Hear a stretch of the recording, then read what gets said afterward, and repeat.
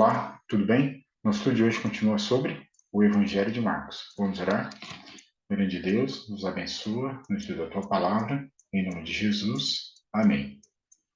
No estudo de hoje vamos falar sobre os fariseus. Quem eram os fariseus? Naqueles dias, apenas os meninos iam à escola. Eles estudavam até um nível, aqueles que se destacavam continuavam os estudos. Esses se tornavam fariseus.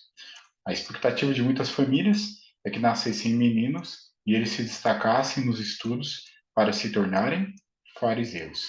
Eles eram um modelo para o povo daqueles dias. Em muitos momentos eles tiveram alguns desafios com Jesus, porque eles colocavam as tradições no lugar dos mandamentos de Deus. Ora, reuniram-se a Jesus os fariseus e alguns escribas vindos de Jerusalém. E vendo que alguns dos discípulos dele comiam pão com as mãos impuras, isto é, por lavar, interpelaram-no os fariseus e os escribas: por que não andam os teus discípulos de conformidade com a tradição dos anciãos, mas comem com as mãos por lavar? O que está por trás dessa história? Não é higiene pessoal. De acordo com Êxodo 30, Arão e seus filhos deveriam lavar as mãos e os pés para os procedimentos no santuário. Então, isso era uma orientação para os sacerdotes e o sumo sacerdote. Com o passar do tempo, os anciãos e escribas e fariseus trouxeram esse ensino para todas as pessoas, pois os fariseus e todos os judeus, observando a tradição dos anciãos, não comem sem lavar cuidadosamente as mãos, quando voltam da praça.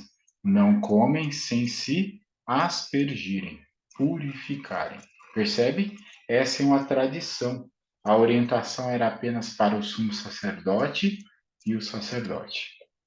Negligenciando o mandamento de Deus, guardais a tradição dos homens. E disse-lhes ainda: jeitosamente rejeitais o preceito de Deus para guardardes a vossa própria tradição. Jesus agora vai dar um segundo exemplo, onde a tradição está ocupando o lugar do mandamento. De acordo com o mandamento, honra teu pai e a tua mãe, e quem maldisser a seu pai e a sua mãe seja punido de morte. Então, naqueles dias, de acordo com a orientação, deveriam honrar o pai e a mãe, assim como hoje. Mas eles criaram uma tradição.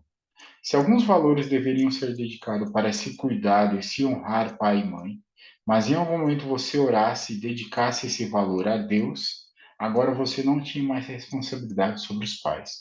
Essa não é uma orientação de Deus. A tradição era: vós, porém, dizeis, se um homem disser a seu pai e a sua mãe, aquilo que poderias aproveitar de mim é corbã, isto é, oferta para o Senhor, então o dispensais de fazer qualquer coisa em favor de seu pai e de sua mãe. Esse não é o mandamento de Deus, invalidando a palavra de Deus pela vossa própria tradição.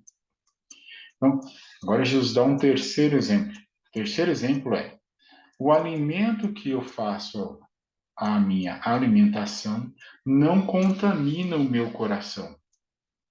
Não compreendeis que tudo que de fora entra no homem não pode contaminar, porque não lhe entra no coração, mas no ventre, e sai para o lugar escuso? E assim considerou ele puros todos os alimentos. Como nenhum alimento que eu faço a ingestão, ele contamina meu coração, nesse aspecto todo alimento é puro. O que contamina o coração? O pecado. Porque de dentro do coração dos homens é que procedem os maus desígnios, a prostituição, os furtos, os homicídios, os adultérios, a avareza, a malícia, o dolo, a lascívia, a inveja, a blasfêmia, a soberba, a loucura. Ora, todos estes males vêm de dentro e contaminam o homem. Percebe? Jesus não está falando diretamente de alimentação, ele está falando de contaminação do coração. Os alimentos não conseguem fazer isso, não tem essa função. Então, diante disso, todos os alimentos são puros. O que realmente contamina o coração? O pecado. E o coração está contaminado. Salmo 51, verso 5 diz que pecado é uma condição. Eu nasci na iniquidade e em pecado me concebeu minha mãe.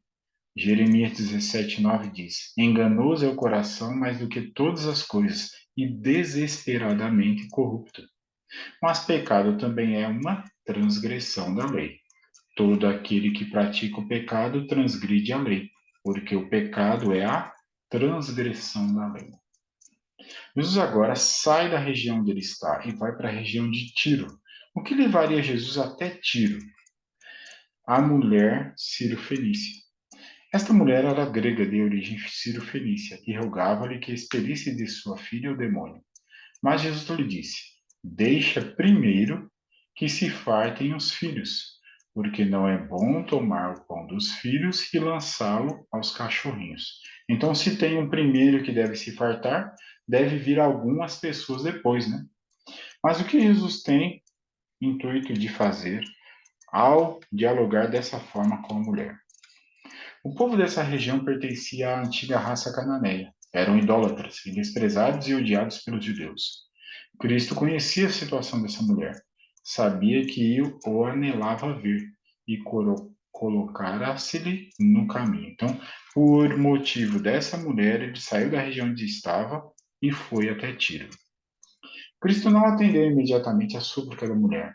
Recebeu essa representante de uma raça desprezada, olha lá, como teriam feito os próprios judeus. Assim procedendo, era seu intuito impressionar os discípulos quanto à maneira fria e insensível com que os judeus tratariam um caso assim, ilustrando como o acolhimento dispensado à mulher.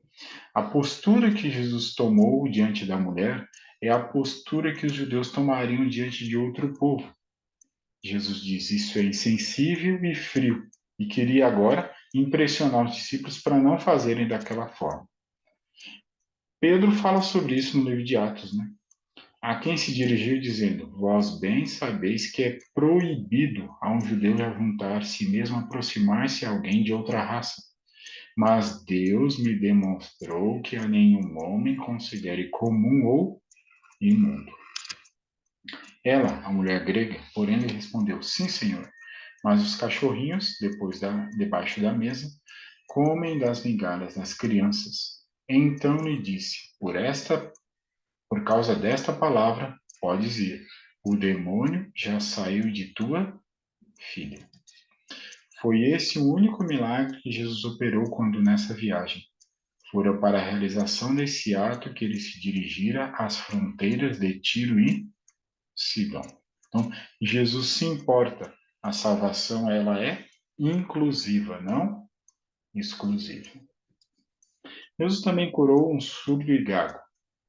Jesus, tirando-o da multidão à parte, pôs-lhe os dedos nos ouvidos e lhe tocou a língua com saliva. Depois, erguendo os olhos ao céu, suspirou e disse: Efatá, que quer dizer, abre-te. O que Jesus tem a nos ensinar com a cura desse surdo e gago? Olhando para o céu, suspirou ao pensamento dos ouvidos, que se não abriam à verdade, das línguas que se recusavam a reconhecê-lo como o Redentor. Há pessoas que estão ali até mesmo visualizando aquela cura, mas os seus ouvidos estão fechados à verdade. Sua língua não professa que Jesus é o Redentor. Jesus agora compara as tradições dos fariseus, que nós já vimos alguns exemplos hoje, ao fermento. Preveniu-os Jesus dizendo: Vede, guardai-vos do fermento dos fariseus e do fermento de Herodes.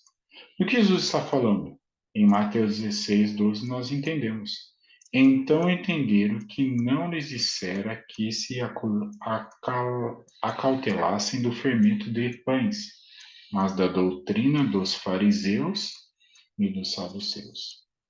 O fermento posto na farinha opera imperceptivelmente, mudando toda a massa, segundo sua natureza. Assim, se a hipocrisia se permitir lugar no coração, penetra o caráter e a vida. É o amor pelo próprio eu, o desejo de um caminho mais fácil do que nos é designado por Deus, que leva à substituição dos divinos preceitos por teorias e tradições humanas.